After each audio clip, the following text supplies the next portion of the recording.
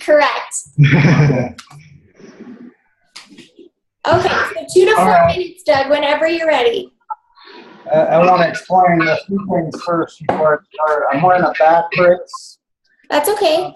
I had back surgery about a month ago, so that's why I'm wearing this. I'm not going to explain that in my speech. So.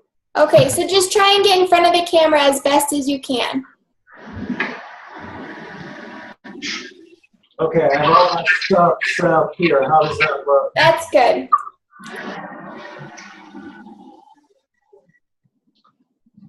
And start whenever you're ready? Yep. Okay. Well, I'm here to help you try to keep things going smoothly throughout this semester. And when I'm talking about smoothly, I'm talking about rolling smoothly on your skateboard. My name is Doug Bebel, and I'm Vice President of the Central Wyoming Skateboard Association. Today, I'm going to be showing you how to change out a damaged wheel. And these wheels can get damaged in a number of ways. Sometimes you'll hit a piece of glass on the street. Especially on a longboard like this that I'm showing you, that really stop urethane. And you can hit a piece of glass and it'll take a chunk out of your wheel, or a rock, or a piece of metal. And also, if you're good enough to power slide to stop, you can get flat spots in your wheel, so you'll end up going flippity flop and get this bad wheel, and not have a very enjoyable ride.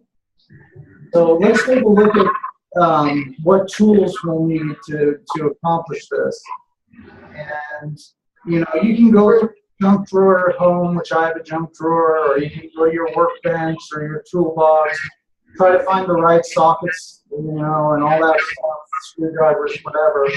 But what I recommend is go to your local skate shop or wherever you can buy a skateboard, and you can pick up one of these skate tools. And what's cool about them is they really give you everything you need in a compact format that you can easily throw in your book bag or your backpack, and so you can do maintenance on the go.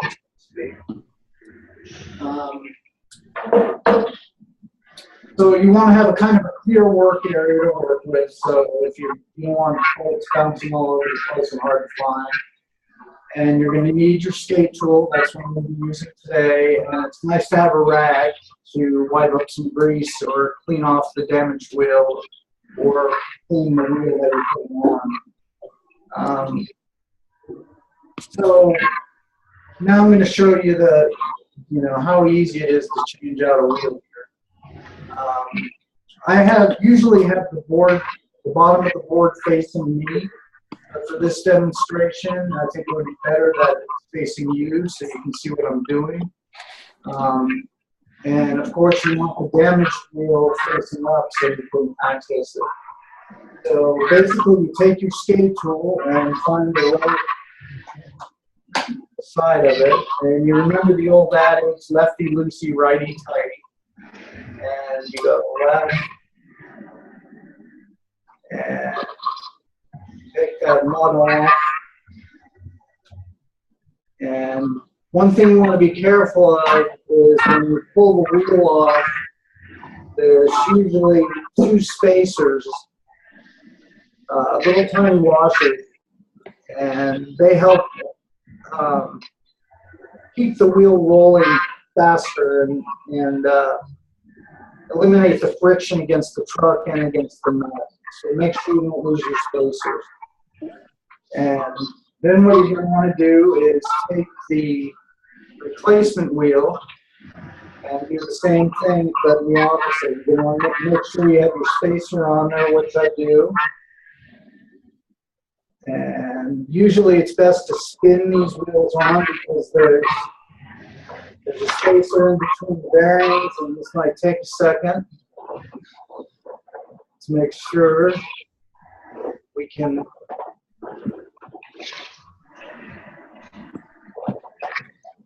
get it on there.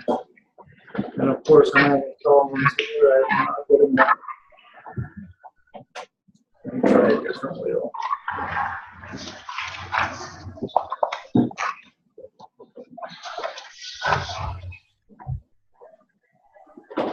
There we go. And it's spun right on. Then I'm going to take that spacer that goes between the nut and the bearing, put the nut back on, and finger tighten. Grab my skate tool, and usually what I do is I tighten it all the way.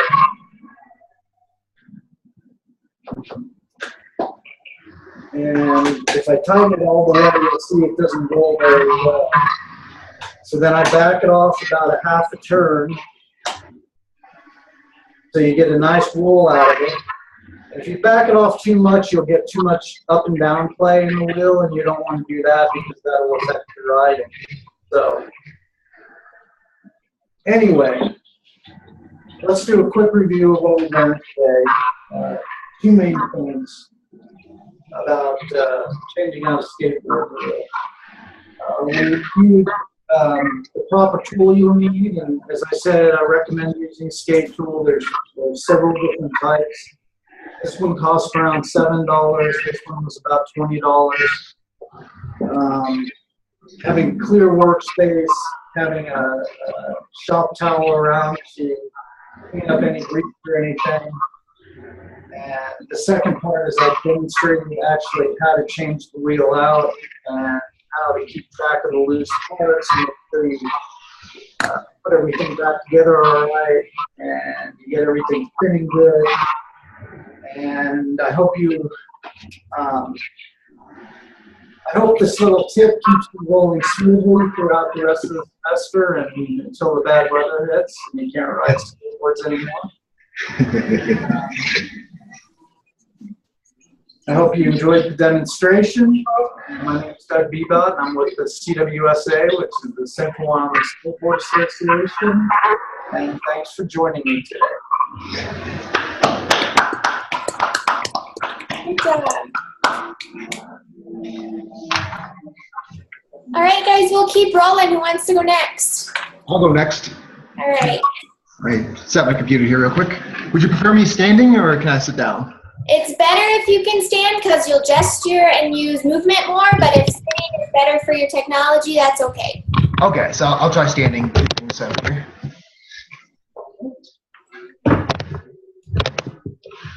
Can you see me well, hear me well? Yep, whenever you're ready.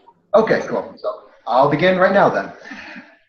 Summertime and the living is easy, as the lyrics by the band Sublime goes.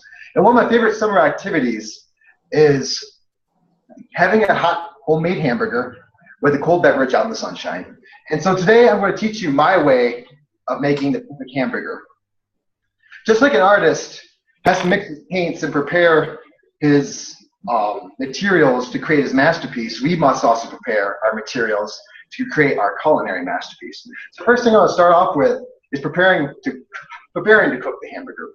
So first off, you want to start off with pre-warming your stove and your frying pan by setting the frying pan to the heat for the frying pan to about medium heat. Then you want to start preparing the hamburger meat itself. So I usually take about 1 pound of hamburger and I mix it into a bowl with 1 egg, crack 1 egg into it. That helps hold the burger together better. And then I pick up the chunk of hamburger about roughly palm size and you roll it into a ball.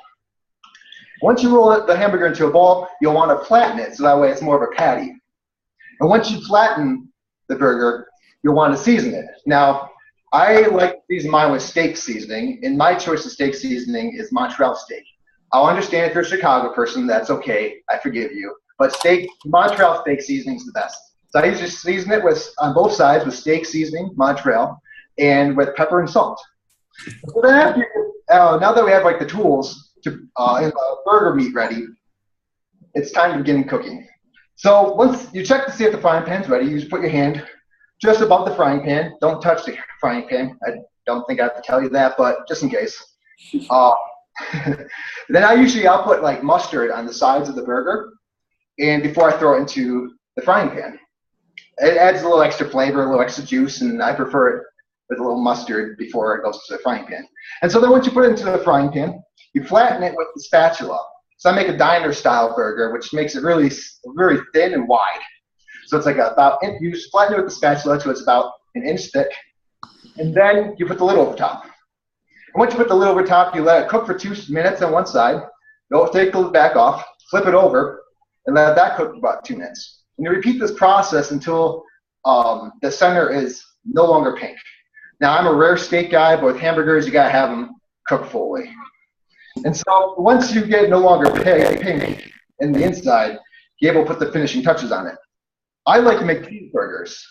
So usually I'll take a slice of cheese and throw it on top of the burger after both sides have been seared, in a sense. And let that cook for until the cheese is melted, I guess. The time can vary, depending on how big your cheese slice is.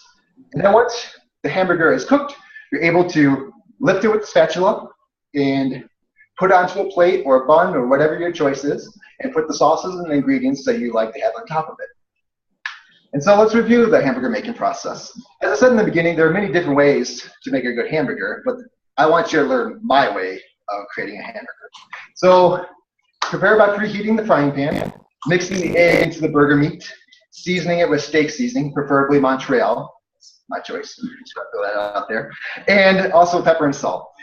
And then you start frying the burger. First, you want to put mustard on the sides of the burger, and then putting into the frying pan until the center is no longer pink. And of course, adding the option of cheese. Now, I say it's an option because my sister hates cheeseburgers but loves hamburgers, so I throw that little disclaimer in. And so, if you remember my way of making a hamburger, your summer will be easy living. Thank you. Good job.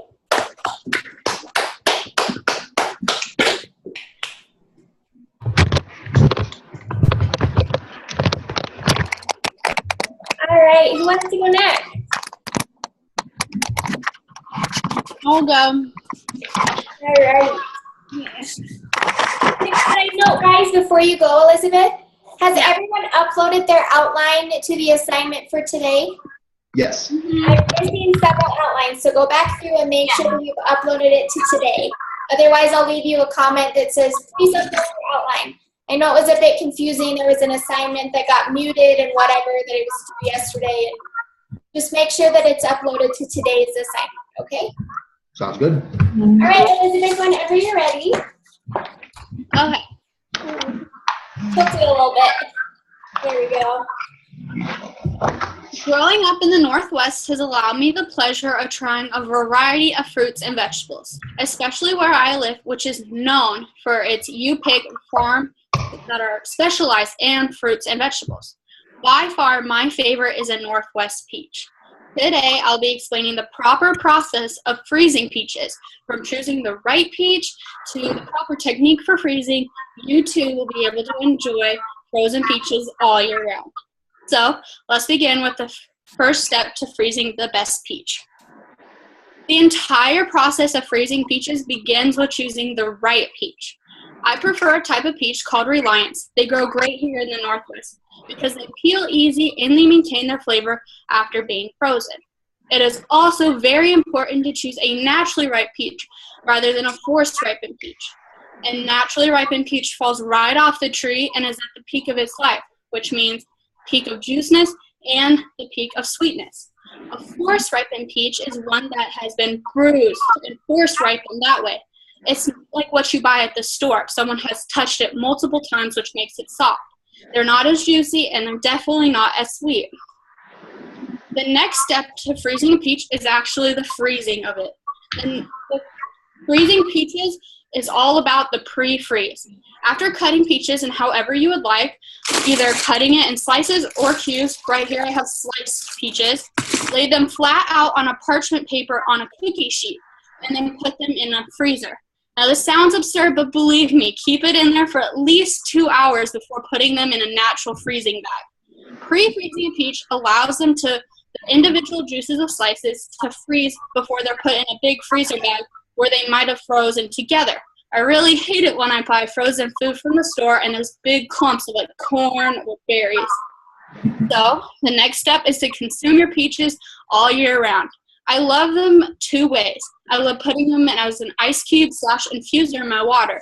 In the morning, I put a frozen peach in my water, and later, once it's defrosted, it is then a sweet hint or a hint of sweetness in my water for the rest of the day. I also love a hint of sweetness in my fruit smoothies. Frozen peaches aren't all that flavorful, but it adds all the vitamins a regular peach has, plus that sweet hint. So let's review what we have discussed today. Today I taught everyone the proper peach to freeze, which are Reliance peaches. And I also told you how to freeze a peach properly, laying it flat out on parchment paper and a cookie sheet, and then putting them in a freezer bag later. Remember, pre-freezing is the key aspect to the entire process. Now, let's go enjoy some frozen peach smoothies.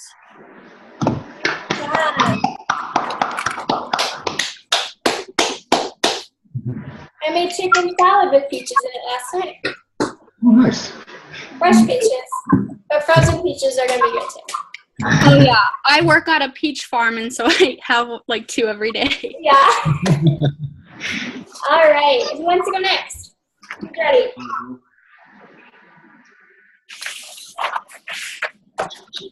I'll go.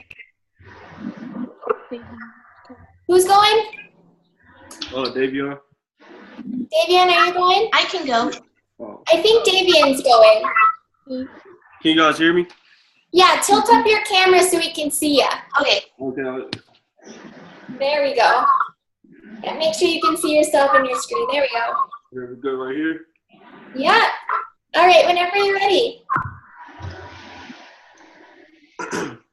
Okay. Oh, so can I get a show of hands of everyone who has had problems making a peanut butter and jelly sandwich? I mean, whether that's having more jelly than peanut butter, or even having more peanut butter than jelly on one side of the bread. So today's you guys' lucky day. I'm gonna teach you guys how to make a peanut butter and jelly sandwich. And the first step to make a peanut butter and jelly sandwich, you don't need the ingredients, because without the ingredients you can't make the sandwich. So with the ingredients, you need 2 slices of sandwich bread, peanut butter and jelly and buttermilk. I usually prefer Smucker's peanut butter and jelly. That's personally my favorite. But anyways, so first you will need 2 slices of bread and a butter knife. You will take your butter knife and you will dip it into the peanut butter or jelly, whichever one you decide to use first. You dip it in and you'll take about a quarter size of peanut butter. Once you get your quarter size of peanut butter, you spread it out on the bread evenly. Make sure it spreads out evenly so you won't have any bumps inside of the bread. After you spread one side of the bread with peanut butter, you take your butter knife and get a quarter size of jelly. Once you get your quarter size of jelly, you'll spread it across evenly on the other side of the bread. So once we have done with those steps, you have 2 slices of bread, one with filled with peanut butter and one filled with jelly. So once you get those 2 sandwiches, you smash them together, and you'll have a peanut butter and jelly sandwich. Now, since we have a peanut butter and jelly sandwich, we have it put together, and you can enjoy a very yummy looking peanut butter and jelly sandwich. Good job.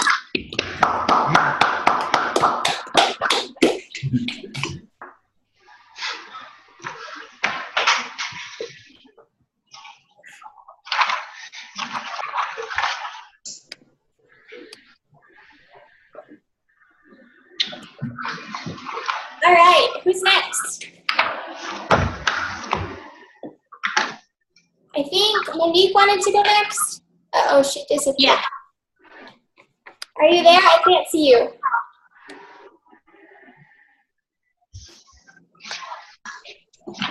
Yeah, I'm here. We can't see you.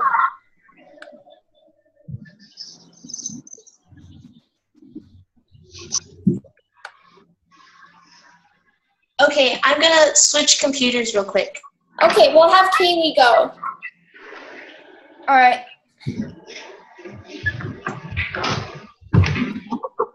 All right, Kaylee, whenever you're ready. All right.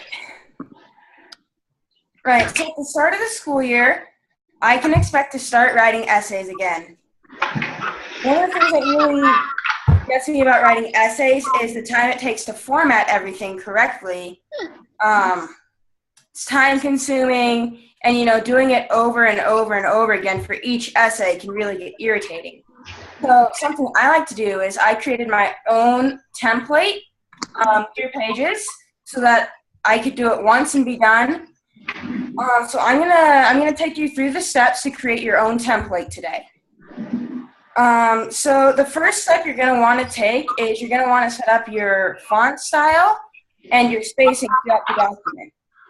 Now, an MLA style essay requires Times New Roman font, 12 point, and double space throughout the entire document. So what you want to do is go to the drop-down menu in the spacing menu and select double, and make sure your font is set to Times New Roman 12 point. The second step you're going to have to do is to input all the information that will be consistent across all of your assignments. So that means putting your first and last name in the top left corner of your document. And immediately under that, you'll have to put in your professor's name. Now, you can't put in the professor's name for the format because it'll be different across each assignment. But you can set that up by typing professor so that later when you go into the template and actually have to write an essay, all you have to do is put in their last name. The final bit of information you're going to want to put in your document in the top right-hand corner in the header is your last name, and then you're going to want to insert the page number, and that will put it in automatically for every page following, so you don't have to manually input it. So the last step is to save the template. And to save a template, you don't want to click Save As or Save, because that will save the document as a file. What you want to do is go into your file, scroll down to Save as Template, and click that button. Then it'll save as a template, so later when you go into an assignment, you can scroll down to the different options you have and click MLA Format Template, and it'll bring everything up. And instead of having to reformat every time you write an essay, it'll automatically be done for you. So just to review the steps, you want to input the font type, the size. You want to make sure the document's double spaced. And you want to put in all of your consistent information. So that's the header, your first and last name, and professor. And if you use this template, it'll save you time in the future. Good job. All right, guys, we'll give Monique a little bit more time to get back. Oh, you're on as Brandon. Okay. Okay. Whenever you're ready, Monique. Do you and your husband compete for grades? Kind of. Okay. All right, whenever you're ready. Who wants to learn about a really simple chocolate chip cookie recipe that's the perfect little treat for finals week? I know a really easy recipe that anyone can make, and it only takes 5 ingredients. Today, I'll discuss the ingredients, the measurements, and the order to mix everything in. We'll start with the ingredients and the materials. The first thing that you're going to want to do is gather your ingredients. You're going to want a stick of butter, 1 egg, brown sugar, flour, and of course the chocolate chips. Once you have the ingredients all gathered, you're going to need materials to mix them. Use a mixing bowl and some type of mixing spoon. You can use an electric mixer, it doesn't really matter. And then to bake everything on, you're going to want some type of cookie sheet. You can either grease it or put parchment paper. I like to use parchment paper because I have a gas stove and it cooks the bottom of the cookies really, really fast. All right, now that you have the ingredients all gathered, we'll move on to the measurements. Some people like to eyeball it. I have to measure everything or else I don't think it's going to turn out right. So you're going to want your butter softened. And if it's not softened to begin with, unwrap it and put it in your mixing bowl and heat up for 10 to 12 seconds in your microwave. Then you're going to want your brown sugar to be 3/4 cup. you're going to want 1 1/4 cup of flour and a cup of chocolate chips.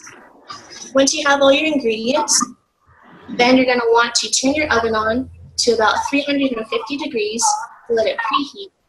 And while it's preheating, we're going to mix the ingredients. So you have your softened butter, put it in your bowl, and add your brown sugar. Mix these two ingredients together really well, and then add your egg.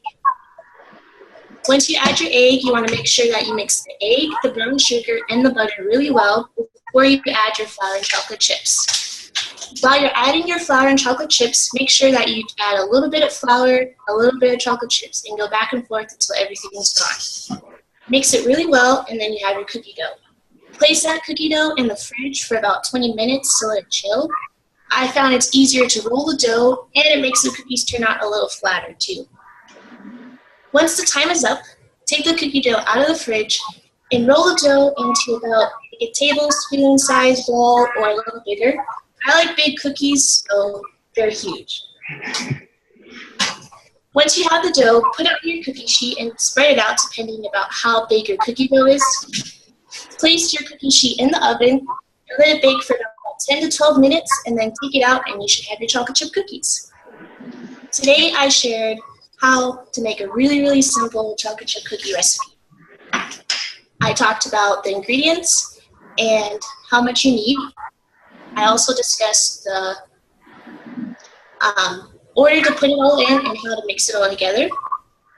Chocolate chip cookies are nothing new, but these 5 ingredients makes it really, really easy, and they can be found in any kitchen. If you're like me and you have a sweet tooth, replace the chocolate chips with dark chocolate, and it makes it slightly healthier. At least that's what I tell myself when I make them. Great job.